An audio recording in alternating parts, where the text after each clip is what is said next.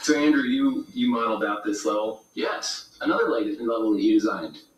What do you like about this world? Let's see. Or level, I should say. What do I like about it? I like there's something great about the space. There,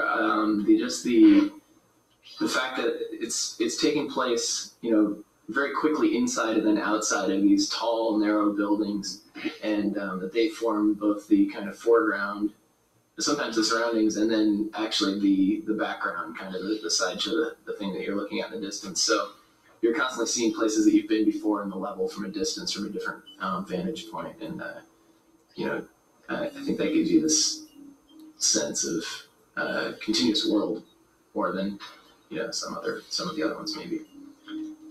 That was definitely a goal with a lot of these snow levels, was to give you that inside-outside feeling. Right? And this level starts with something that we thought was going to be really difficult for players, which was you get up to this door and it's locked and there's no way to open it.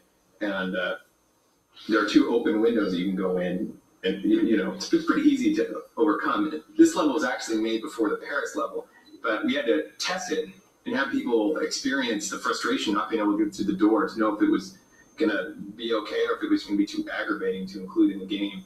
But that is a seriously simple mechanic that seems to reflect sort of breaking and entering.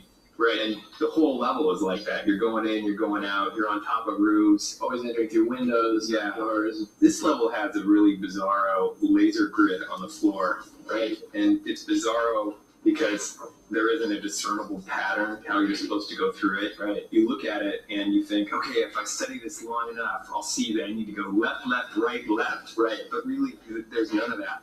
You can stare at it for 45 minutes and you won't see the same thing again because it's all just slightly out of cadence with each other. Yeah. So you have to, right off, you just have to make it up as you go along. And once you get into the middle of it, it's pretty, there's, if you're really paying attention, there's enough time to adjust to what's going on, but it's great because you've got everything out of phase enough that it feels very almost random.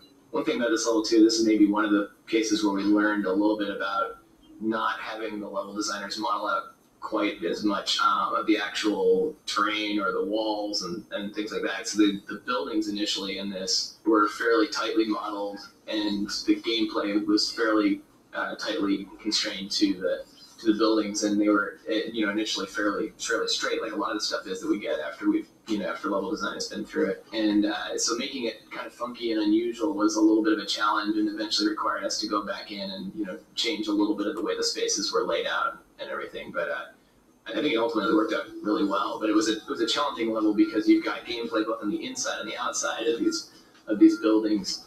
So the wall is very, in a lot of places we've got room to just push back the wall in places here and there. And in this one it was very tight and brought up its own unique challenges that I think a lot of the other ones didn't have.